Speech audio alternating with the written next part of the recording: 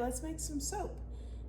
Today we're making, this one's pretty simple. So it's Dewberry, which is something that I had no idea what it was until we moved to Northwest Florida about 8 years ago. And honestly, for the first few years we lived here, we were picking them thinking they were wild raspberries.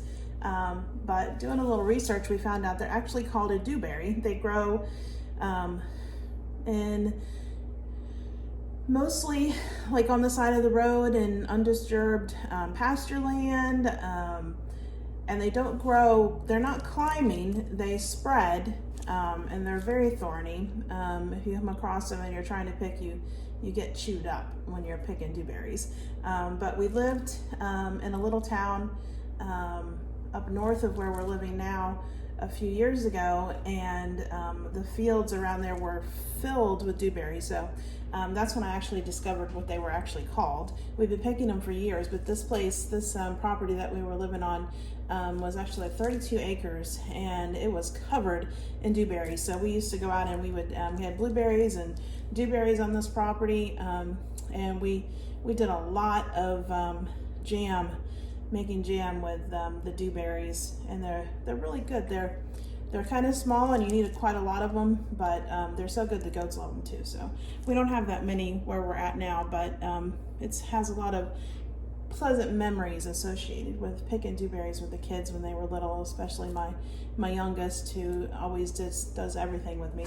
One of these days I'm going to get in here to make soap with me too.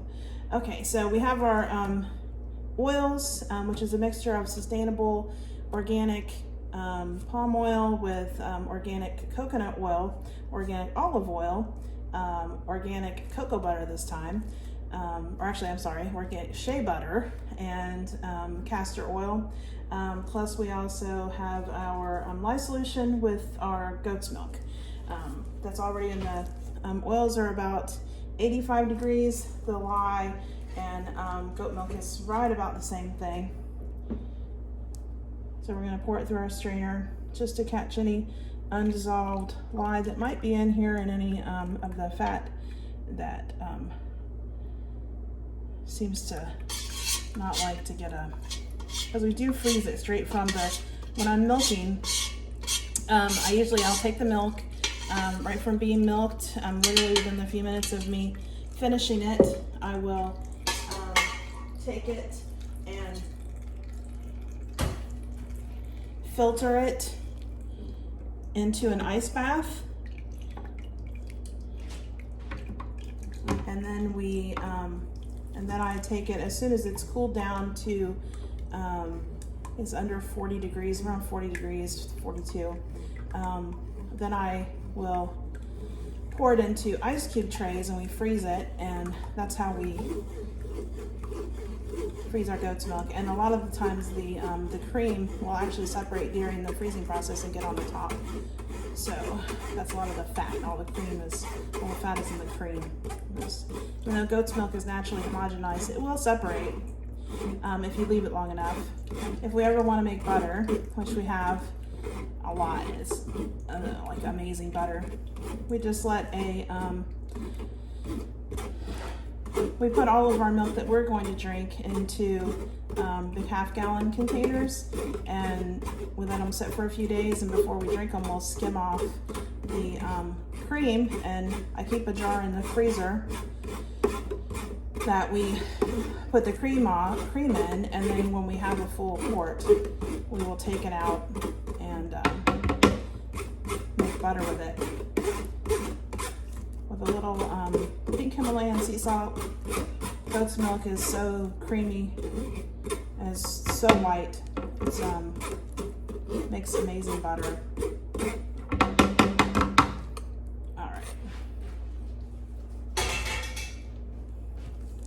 All right, I'm going to use my handy dandy, really old, but my favorite stick blender. Everybody wonders why I use this one, it looks horrible. But I have others. None of them have as much power as this one. They're so underpowered. This one has too much power. I'd like to find one of these days I'll invest in a Cuisinart, which which I have heard are the best. But generally, I've picked up all of my soap making stick blenders from estate sales, and I'm pretty sure I did this one too, but I've had it forever. And I have several others that I've purchased new or gotten one that was a recommendation from somebody, and it just wasn't, I just wasn't a huge fan. So I barely use that one. I do use it to mix up my oils sometimes. Like I just used it today, sitting over there.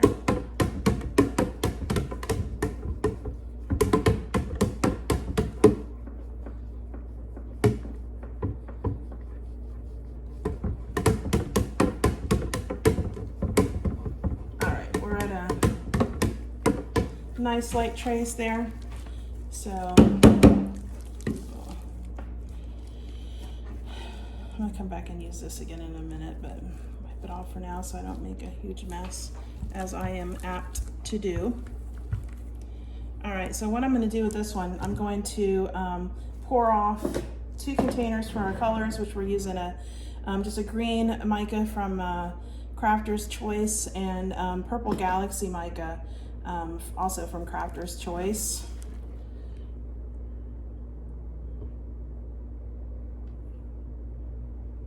I'm gonna try to do equal parts of each one. I love these little containers. They're scientific grade plastic containers that are they won't leach with high temperatures, which is, and so is this. We're very concerned about. I don't want any chemicals leaching into our soap. And what I use to melt the oils, I actually use stainless steel to melt the lye and to melt the oils. Because obviously I don't melt in this. I do not use microwaves. I don't even own a microwave. Haven't owned a microwave for, oh my gosh, I can't remember when we lived in Tennessee for a few years, and we moved directly from, that was our first move, and when we first got our goats, we moved there about 12 years ago. We lived there for about 4 years. And at the time the house had a microwave when we bought it. I think I had already stopped using a microwave before then, so it's been a long time. But we got rid of it. We took it off. It was one of the, we did use it for sterilizing sponges, washing dishes when the kids were little. I used to use sponges a lot. I don't know, I don't use sponges anymore, but all right. So with that mixed up, we're gonna add a little, actually I'm gonna add the fragrance first.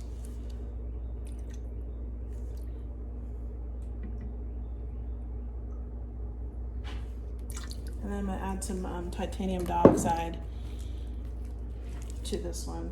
Scrape this down.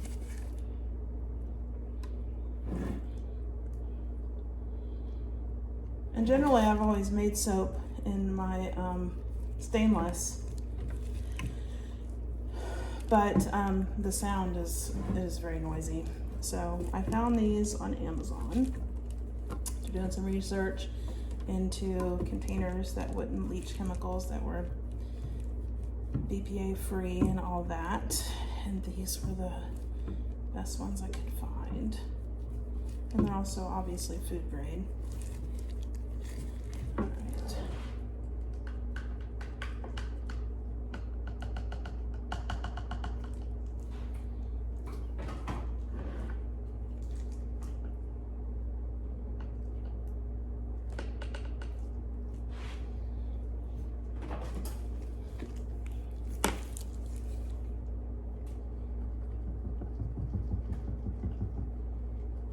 I have the worst luck with greens, so hopefully this one doesn't color morph on me. So I was trying to match the colors of the Dewberry, which is obviously, it's going to be a green leaf, and then a blue, or not blue, purple berry. And this is just some titanium dioxide mixed with distilled water. That mixed in, I'm gonna hit that with the stick blender. But I love these containers, they're really nice and hot. And the handles on the side are fabulous.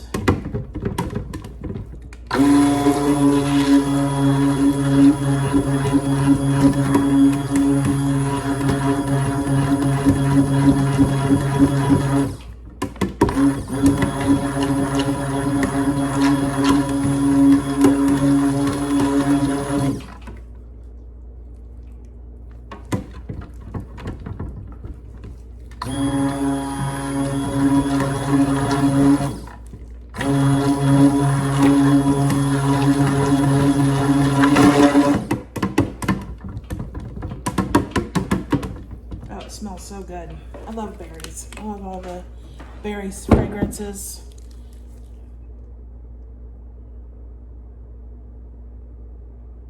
I'm gonna make one soon.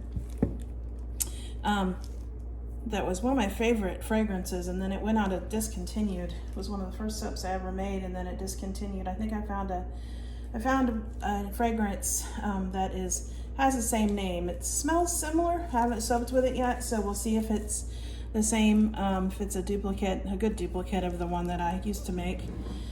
But all right, so I'm using my 5-pound brambleberry mold with the silicone liner. I absolutely adore this mold. One of these days I'm going to get a couple more. Right now I only have the one, so if I'm making a 10-pound batch, which is generally the amount of soap that I make, I have to use my other molds that I have to line, which is not that big of a deal, but this is it is a nice time saver. And the bars come out the sides come out great too. You don't have to worry about anything leaking down in the bottom and making a funky edge. All right, so I guess I'll pour this in first.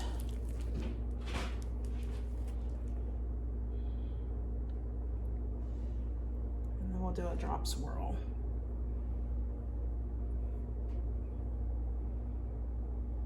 So we'll get all of this in there.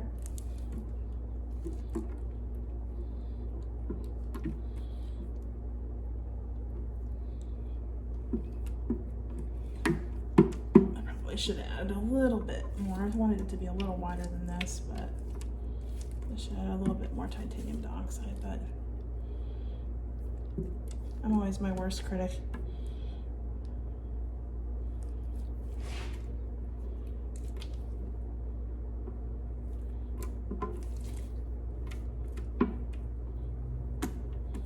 Although I shouldn't say that. I'm sure somebody's probably going to criticize me worse than I would criticize myself. I actually have people do that, so anyway.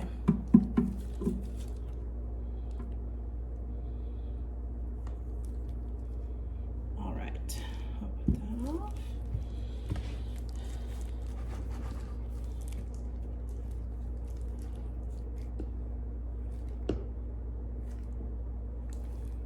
I shall get these out. Let me pour it from pretty high.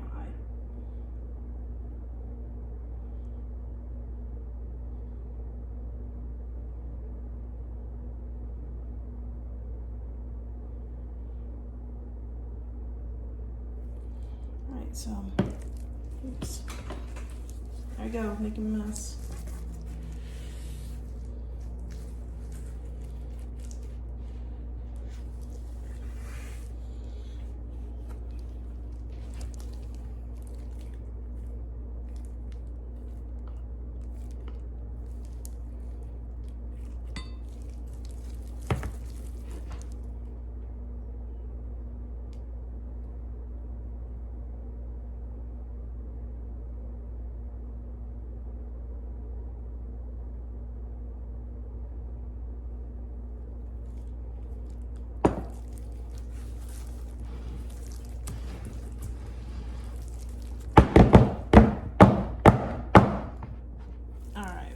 that a little full.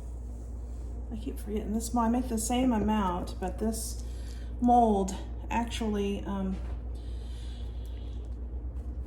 fits a little bit less than my my recipe, and I always forget that. I do have a silicone. I keep a little silicone mold sitting here. Take that, and I'm gonna just do my swirl with my little handy dandy bamboo stick.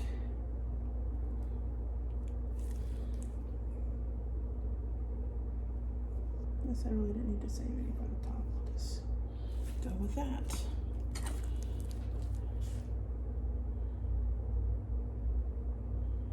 And it's thickening up rather nicely.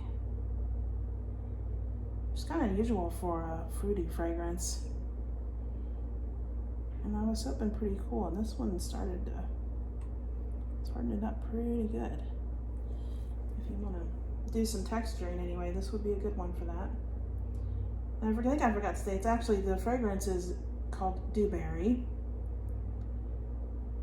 And it is also from Wholesale Supplies Plus Crafter's Choice.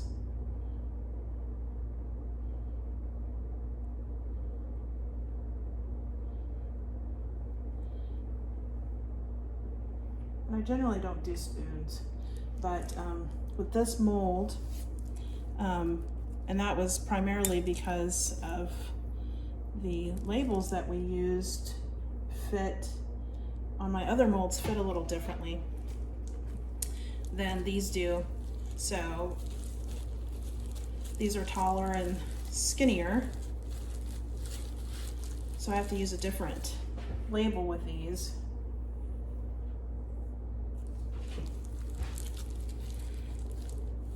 And the label actually fits around the middle instead of going over the top, so I can do a higher top with these this mold than I can with my other ones.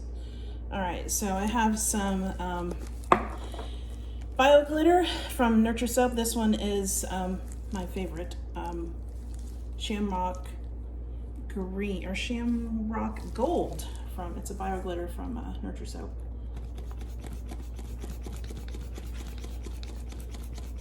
I'm just gonna dust some of that on the top.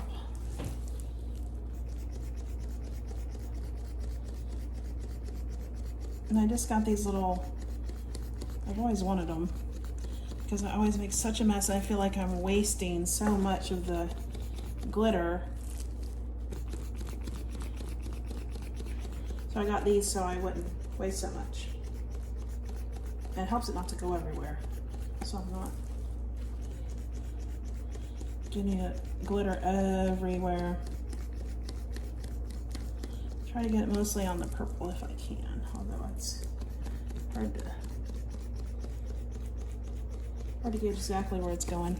I'll make the top nice and shiny.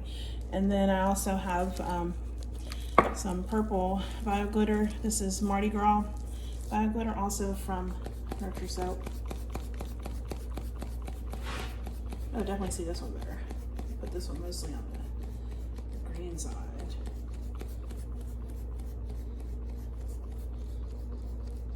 All right, yeah, definitely can see that one.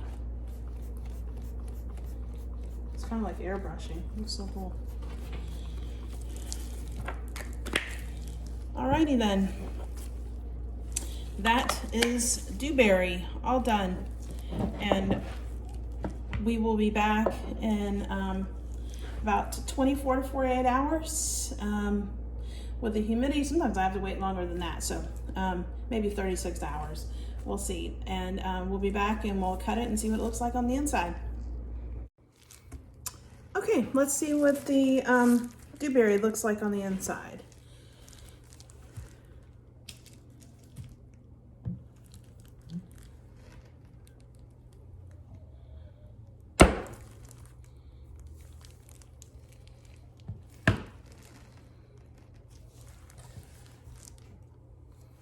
Looking pretty good so far.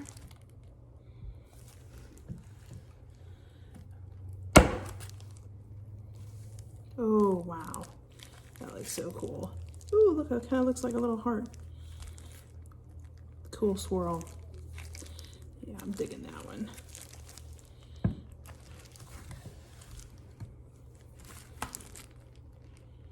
That is awesome sauce. Totally worth coming out here in my cold, cold studio. Didn't turn the heat on this morning because I didn't know it was going to be so cold. It's February in Florida. And those of you up north probably laugh when I tell you how cold it is in here. It's, let's see, it's 59 degrees in my studio right now. And I am freezing. But the humidity is down pat under 50%. So I'm really stoked about that.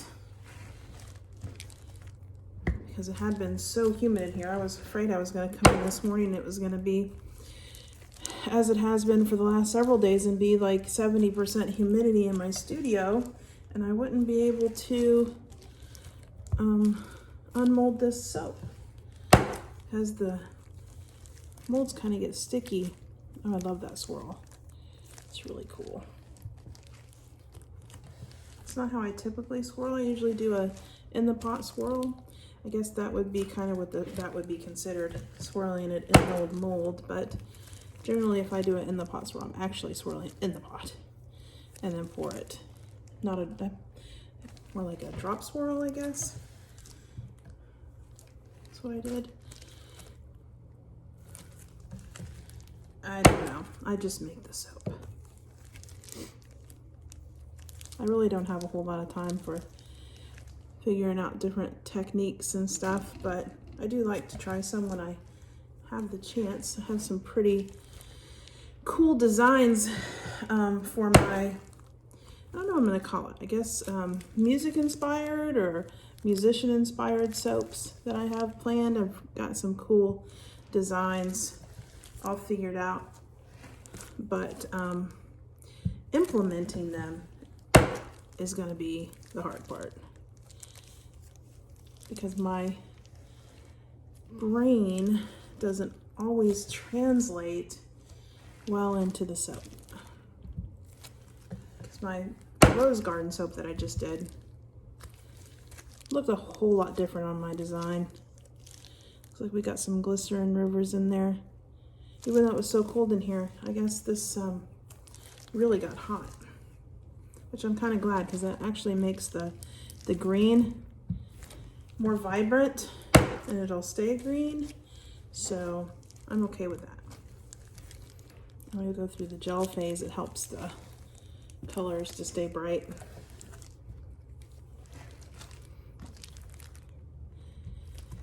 Which, one of the reasons why I use the mica colorants, I absolutely adore color in the natural world. I love bright flowers. And you wouldn't know that by my soap studio, which is buffalo check black and white. And in my house, which is mostly gray. It's a, farmhouse industrial is what I call it. Lots of pipe and woods and grays and taupe and plaids. That one's got a lot of purple in it. All right, that is too cool. Let's see how the top with the bio glitter from Richard soap that we put on there.